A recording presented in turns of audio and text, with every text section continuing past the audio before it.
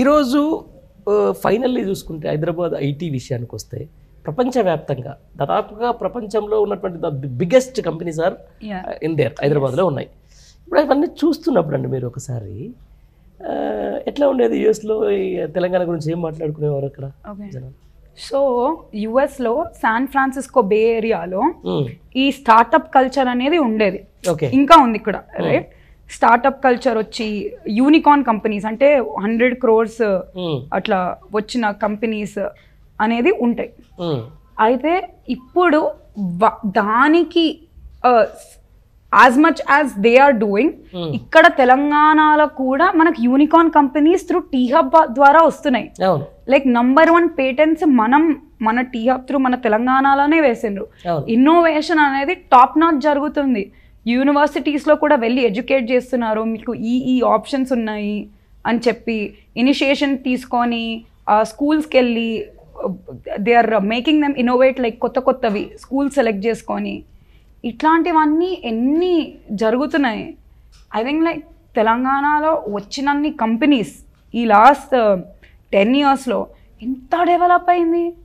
All kind of companies ప్రభుత్వమే ఇచ్చింది కదా. They gave like subsidies for lands, they gave ఏమంటారు ఇన్నోవేటివ్, మీరు వచ్చి అప్లై చేసుకోవచ్చు ఫండ్స్, ఇంక్యుబేటర్స్ అనేది ఇచ్చింది from T hub. It has done so much. I think KTR is like his vision is like extraordinary. ఆయన మాట్లాడే ఆయనకి ఉన్న భాష మీద పట్టైనా ఆ నాలెడ్జ్ అయినా వెళ్ళి ఇన్వెస్టర్స్ని కన్విన్స్ చేసి తేయడం అయినా అర్థమవుతుంది. బికాస్ ఈజ్ వర్క్డ్, ఆయన జాబ్ చేసిండు కాబట్టి, ఆయన ఐటీ ఫీల్డ్లో ఉన్నాడు కాబట్టి ఆయనకి ఈ ఉద్యోగాల ఘోష అనేది అర్థమవుతుంది, ఆయనకి ఈ ఐటీ అనేది అర్థమవుతుంది. అదే రేవంత్ రెడ్డి గారు ఉన్నారు, ఏంది ఏం చేసిండు, కనీసం ఒక ఉద్యోగం కూడా చేయలేడు, మాట్లాడతాడు నిరుద్యోగాలు. శ్రీధర్ బాబు తెలుసు.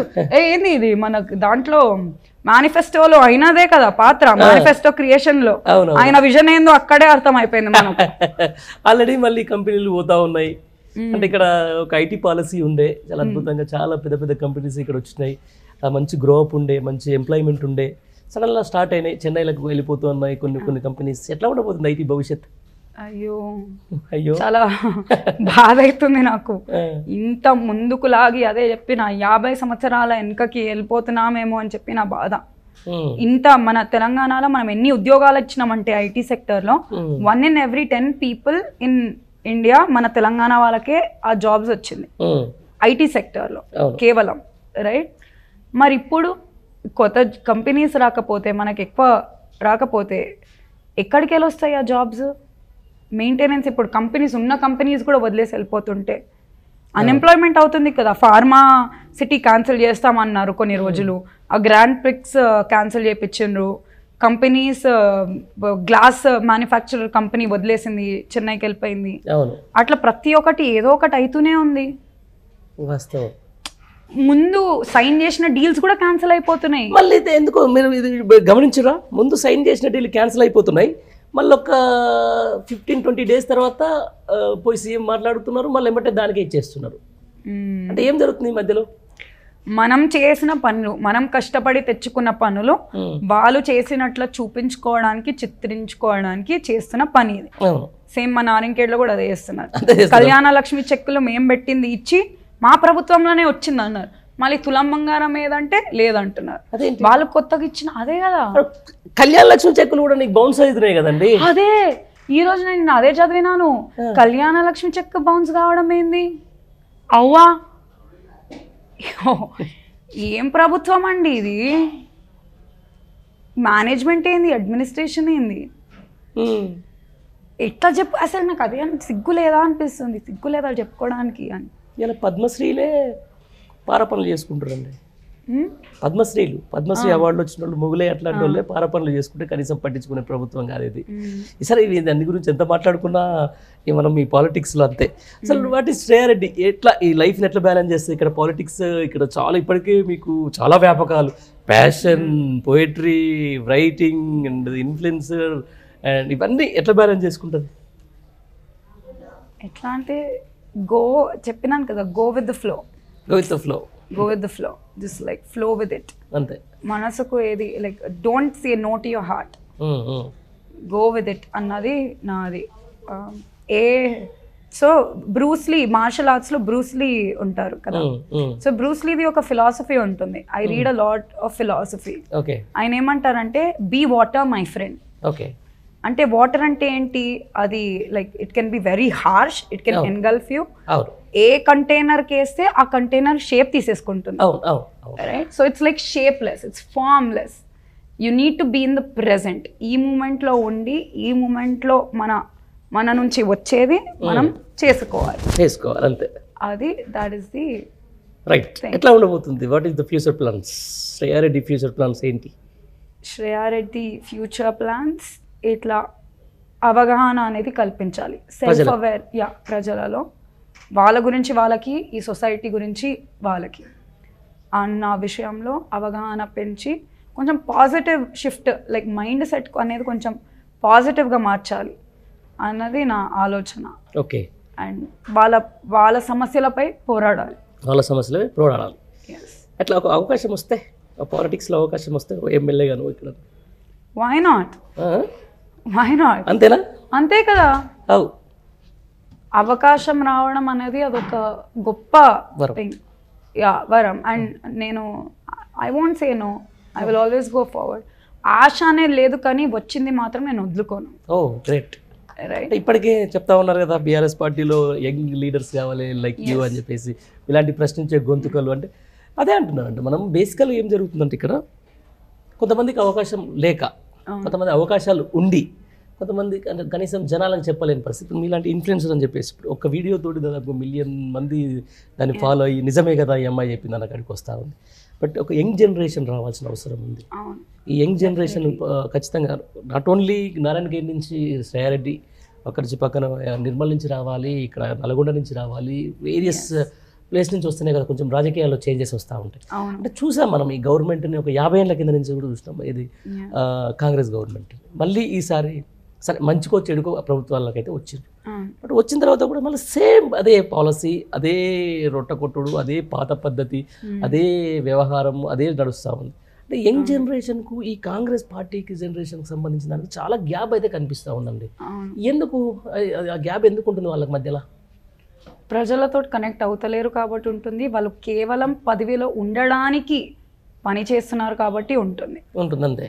ప్రజల పక్షంకై మనము నాలెడ్జబుల్ పర్సన్ అయితే ఇన్ని హామీలు అయితే ఇవ్వరు. అంతే. అధికారం కోసమే ఏదో ఒక 100 హామీల్లో ఒక 90% వేసి ఒక 10% చేయకపోతే అది సరే వదిలేయచ్చు. ఓకే, ఏ గవర్నమెంట్ అయినా పూర్తిగా చేయలేదు, బీఆర్ఎస్ ప్రభుత్వం అయినా ఎవరైనా ఏదైనా, రైట్? కానీ 100లో ఒక 5 కూడా చేయకుండా, like if you not even able to do 5 of it, అంటే you don't even have the vision or knowledge. అవును కదా. ఏంటి అసలు ఆయనకున్న విజన్ ఏంటి చెప్పండి. మరి విజన్ ఏం లేదంటున్నారు. ఏదో ఒక మనిషికి అయితే ఒక విజన్ అయితే ఉంటుందని అనుకుంటారు. మీ ఈ 4 months ఆఫ్ పరిపాలన చూస్తే రేవంత్ రెడ్డి గారికి ఉన్న విజన్ ఏందని మీరు అనుకుంటున్నారు? ఏం చేద్దాం అనుకుంటున్నారు ఈ రాష్ట్రాన్ని? అమ్మేయాలనుకుంటున్నాడు. అంటే చూస్తుంటే అట్లా కనిపిస్తుందా? అంతేగా, అంతే, అమ్మేస్తాడు. ఎట్లా అనిపిస్తుంది మీకు? మీరు మాట్లాడేది ఎందుకంటే యు ఆర్ ఇన్ఫ్లుయెన్సర్. చాలా మంది ఇది చూస్తారు, చూసిన తర్వాత ఎట్లా అమ్మేస్తారు అని చెప్పేసి కింద కామెంట్ పెడతారు. దానికి ఏమని చెప్పాలి మేము? ఆ తర్వాత మీరు వీడియో చేస్తారు, అది అయిపోతుంది. Good question.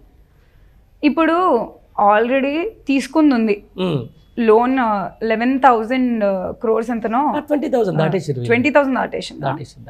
దేనికి పెట్టిండ్రు? ఇప్పుడు మనకు ఇది రాక, ఏది రాక, రైతు బంధు రాక, రైతు భరోసా రాక, రైతు బీమా అయితే లేదు, క్లారిటీ లేదు, రైట్? పెన్షన్లు సరిగా రాక, దీని త్రూ మన బస్ స్కీమ్ అయితే అమ్మేస్తుంది. లాసెస్ అంటే అమ్మేయడమే. పోనీ ఉత్పత్తి పెంచడానికి, మనకేమైనా ఆదాయం పెంచడానికి చేస్తున్న పనులు, స్కీమ్లు కూడా ఏం లేవు.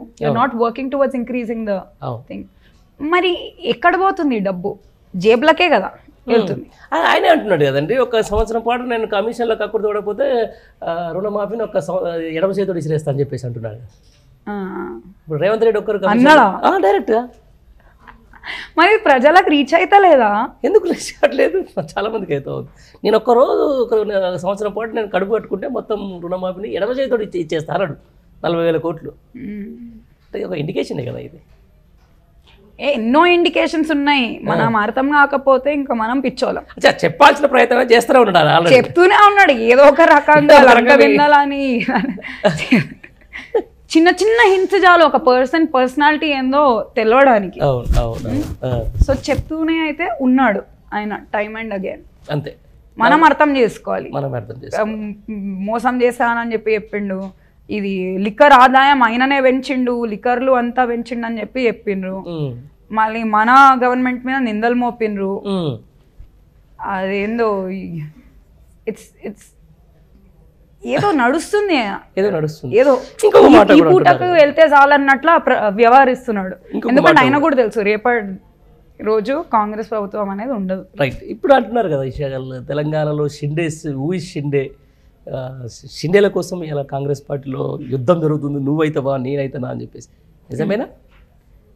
ఏ షిండే మీన్స్ అంటే ఇప్పుడు ఎట్లా అంటే బీజేపీకి తోటి అయిపోయి అక్కడ ప్రభుత్వాన్ని ఏర్పాటు చేయడం అనే దాని మీద ఉంటుంది.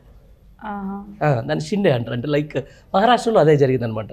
అంటే శివసేన నుంచి వచ్చిన ఆయన తీసుకుపోయి బీజేపీ, అంటే ఇక్కడ బ్యాక్ డోర్ నుంచి బీజేపీ రావడం ప్రయత్నం చేస్తుంది. ఆ బ్యాక్ డోర్ రేవంత్ రెడ్డి తెరుస్తున్నాడు అని చెప్పేసి ఒక టాక్. డెఫినెట్లీ.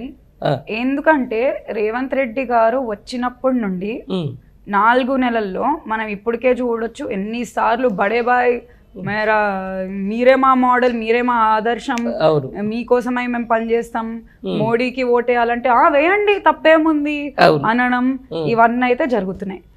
రేవంత్ రెడ్డి ఇంకా మోడీ గారు అయితే కుమ్మక్కై ఉన్నారు. That is like inevitable. అది మన కళ్ళలో ఓడుతుంది. ఈ ఎవిడెన్స్ అన్ని చూస్తుంటే అయితే తెలుస్తుంది. అంతెందుకు మన కేసీఆర్ గారిది బస్సు షో ఏం అధికారంతో ఆపిన్ను 2 రోజులు. ఆయనేమో బండకేసి కొట్టు ఇవన్నీ మాటలు మాట్లాడుతున్నారు. ఆయన ఆపుతలేరు, ఆయన వల్గర్ లాంగ్వేజ్కి అయితే ఆపుతలేరు. సన్నాసులంటే కేసీఆర్ గారిది ఆపుతారా? అవును. అంటే అదే అంటున్నాను. మరి ఎందుకు ఆపుతున్నారు అంటే మాట్లాడుకున్నారు కదా, అక్కడేదో టైఅప్ ఉండి ఈ సంస్థలన్నీ మోడీ గారి చేతిలో పప్పెట్స్ లాగా ఆడుతున్నాయి. అంటే ఎటు చేస్తే అటు వెళ్తున్నాయి. మరి ఈయన అక్కడ వెళ్ళి చెప్పడం, మోడీ గారు సంస్థలకు వెళ్ళి చెప్పడం, వీళ్ళేమో అటాక్ చేయడం. మళ్ళీ వీళ్ళని అరెస్ట్ చేయండి. ఫస్ట్ వెళ్ళి అసలు ఈ తెలంగాణలో ఎవరైనా అరెస్ట్ కావాలంటే అది రేవంత్ రెడ్డి గారు. అంతే. భాష వాడుకైతే ఫస్ట్ ఆయననే అరెస్ట్ కావాలి. అంతే. అవుతుండా